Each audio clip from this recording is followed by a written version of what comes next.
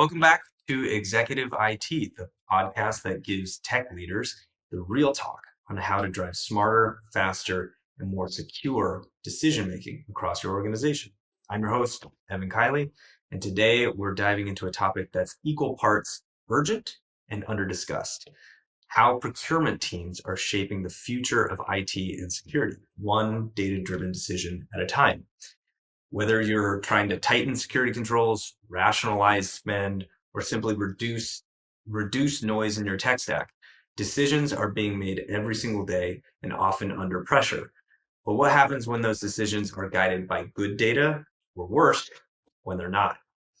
Today, we're lucky to be joined by someone who lives at the cross center of all of this. Please welcome Courtney Adams, a procurement leader who's seen hundreds and hundreds of technology proposal requests come across her desk over the years, and knows better than most what separates a smart investment from a shiny object.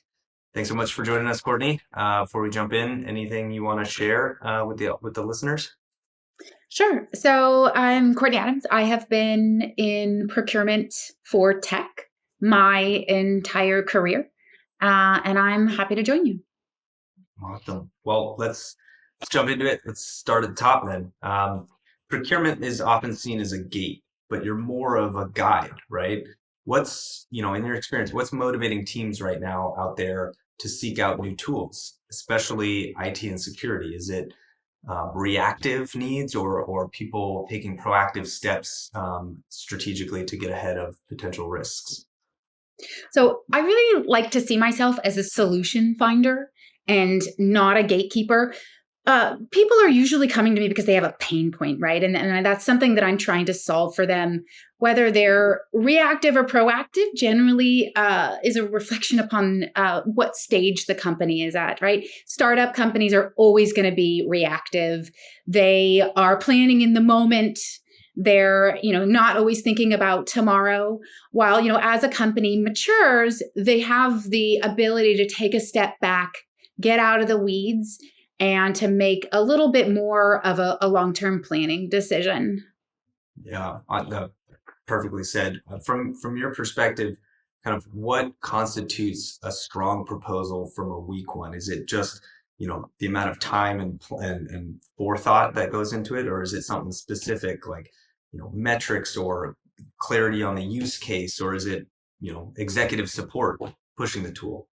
So what I usually like to see when somebody comes to me with a proposal is that it is a fully fledged, it's a fully fledged proposal, both from, coming at it like, what am I trying to solve here? What is the problem? What is the pain point? Why are we doing this, so to speak? Here's how I'm going to implement it. Down to even how much time is it going to take to administrate this new tool potentially? Do I even have time for this new tool? So somebody that needs to come with all of those data points. And then additionally, like, what are the cost drivers of the tool? From the next 6 months to the next year to the next 3 years, how is this going to scale as the company does change and mature? Someone that's thought all those things through, I generally will, just jump right in as opposed to, pumping the brakes and Right. saying, we need to go back and really understand, what we're solving for. Is it a people problem, a process problem, or is it really a tool problem? Right. So when you're moving kind of from that initial pitch to the purchase decision, any specific data points? You mentioned, cost and time to implement. You mentioned that earlier on, you're trying to solve a pain point. Is it anything specific other than that Yeah. as it relates to So security teams So, specifically? so one of the things that I usually find is when someone is looking for a solution, the vendor comes to the table with a proposal and they say it is, $50,000. And I ask the end user how we got to that point. And one of the things that I think that the end users sometimes don't think about is the unit cost and how that price is broken down. So that way you can really understand, as you grow, as the company grows, as things change, how we should see the price of this tool change. Yeah. No, I love that. Specific to kind of the demo process, right? You've probably seen, and we have all seen, just incredibly polished demos. What's your approach or perspective or any kind of inside scoop on how best to test the assumptions, right? A vendor comes to you, they're gonna give their best, put their best foot forward, right? Anything that you guide your teams to kind of look out for or pressure test before you kind of commit and sign a contract? Excuse me. Yeah, if a vendor will let us do a POV or a POC, call it whatever you want, I will always like to go that route. It's a great idea, even if there is sometimes additional work involved, to make sure that we can validate these data points and these KPIs, these success criteria that we are actually giving these tools and should have in advance before we start the POC. Yeah. I think that's becoming more and more commonplace, right? It's the try before you buy model, Mhm. right? Anytime anytime a vendor doesn't allow you to try before you buy, you should be suspicious, right? You definitely kind of want to have that POV, POC, proof of value, proof of concept kind of in your real environment, in using your real data to validate that it actually solves the problem, the pain point that you're trying to solve, right? Yeah, no vendor should be scared of putting forth a true proof of value. Awesome. And any feedback or tips to kind of bring a vendor to the table to allow that? Maybe they're resistant to it. Any good ways to kind of position that from a procurement lens of we want to try before we buy, but a vendor may be, you know, hesitant to do so? Sure. I mean, I won't, I don't prefer it, but I won't always rule out a paid POV. Vendors don't like out clauses during a term, but those are kind of things that can be negotiated in. Yeah, I think that's a great point that helps mitigate some of the risk, right? You know, committing to a 12-month contract on a new tool without a POV, there's a lot of inherent risk in that. So anything you can do, even if it costs a little bit of money for a Mm. 30-day paid POV or a 60-day paid POV, really reduces the overall risk of committing to something for 12 months, especially if you aren't able to access a trial or a POV. You agree? Yes. Yeah, absolutely. It's a good segue into kind of risk in general, managing risk while moving fast. We kind of have these two sides of the coin. Procurement walks this tightrope, right, between enabling speed at the teams, but also reducing risk for the organization. How do how do you move fast without cutting corners?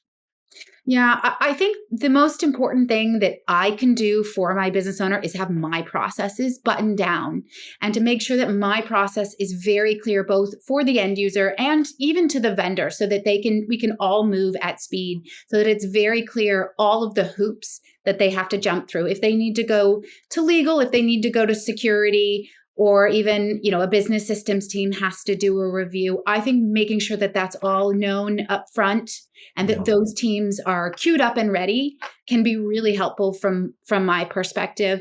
The one thing that I do caution is to make sure that the business is moving at their speed and not the speed of the vendor. Very often I get a business owner that is very agitated and excited to move fast, and it's simply because the vendor is applying a good amount of pressure and they have to say, remind the end user that we're moving at our timeline and not the vendors. That's a great point. It's along the lines of setting the expectation, doing it internally with your key stakeholders, right, and decision makers, but also setting the timeline and the expectation with the vendor up front, so that you aren't kind of rushed through a process and maybe skip a POV because you're trying to fit a timeline that's specific to the vendor and not to yourself. Yeah. We actually live, in a world where we can't cut corners, especially coming from, the software world or the tech world. The next hacker is out there, and so making sure that my security team, my business systems team, has the time to make sure that we are totally secure is really important. Yeah, I mean, And when you explain things to the stakeholder that's trying to make the purchase, usually they'll understand. yeah, moving too fast creates risk, right? That's something we all want to mitigate. Nobody wants, a breach of their data by any means.